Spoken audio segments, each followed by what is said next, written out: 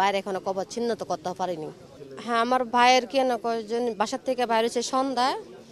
এখন হ্যাঁ, জুলাই 18 তারিখে ছিল, 18 তারিখে ছিল সন্ধ্যায়। তো বের হয়েছে শনি একটার দিকে গেছে, ওই আন্দোলন দিকেই চলে গেছে।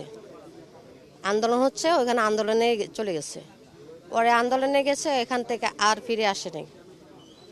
অনেক খোঁজাখুঁজি করছি, মানে ওদিন থেকে খোঁজাখুঁজি করতেছি, রাতের থেকে। মোবাইল নাম্বার বন্ধ, ওর মোবাইলে ফোন দিতেছি, মোবাইলও বন্ধ। মোবাইল বন্ধ কারণে আর মানে যোগাযোগ নাই, খোঁজাখুঁজিও পাইতেছি না।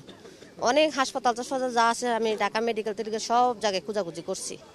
এমনকি কেরানীগঞ্জ পর্যন্ত কোনো পুলিশে ধরে নিয়ে গেছে নি, আন্দোলনের জন্য গেছে, পুলিশে ধরে নিয়ে গেছে নি, ওখানেও কেরানীগঞ্জ 5-6 বার গেছি।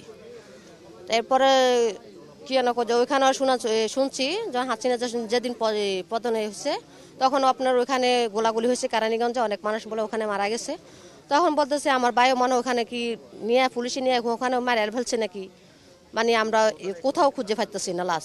পরে আমরা 8 মাস পরে আঞ্জুমান থেকে পাইছি, এই লাশের সন্ধান পাইছি। পরে আঞ্জুমান থেকে একটা ঢাকা মেডিকেলে ছিল, ঢাকা মেডিকেল থেকে আপনার ওই শাহবাগ থানায় মামলা হয়েছিল।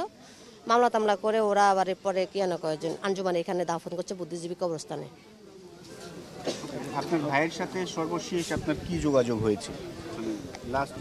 আমার ভাইয়ের সাথে ওই যে আমার ভাই বড় ভাই ফোন দিছিল যে টাকা চাওয়ার জন্য। পরে ভাইয়ের দেশে ছিল, আমার ভাই ঢাকা ছিল, যেটা শহীদ হয়েছে, ওর কাছে টাকা চাইছিল। ওই বলতেছে ভাই আমি তো শনি একটা ছিলাম, শনি একটা আছি, এখানে আন্দোলন হইতেছে, তো এখন দোকানপাট সব বন্ধ, এখন আমি বাসায় যেয়ে টাকা পাঠাবো, বাসায় যেয়ে টাকা পাঠাবো। এইটুকু হ্যার সাথে কথা হয়েছে, আর কথা হয়নি। যে ছবির থেকে আমরা শনাক্ত করছি যে এটা আমার ভাই। ওইখান থেকে আমরা শনাক্ত করছি, ওরা আঞ্জুমানে মুফিজুল ইসলাম বলছে যে বুদ্ধিজীবী কবরস্থানে ওরা দাফন করা হয়েছে 24 তারিখে। ওরা 8টা লাশ দাফন করা হয়েছে 24 তারিখে। তো এখন আমরা এখানে আসি, এখন আমাদের ভাইয়ের কবর কোনটা আমরা তো জানি না, আমাদের বাইরে এখনো কবর চিহ্নিত করতে পারিনি।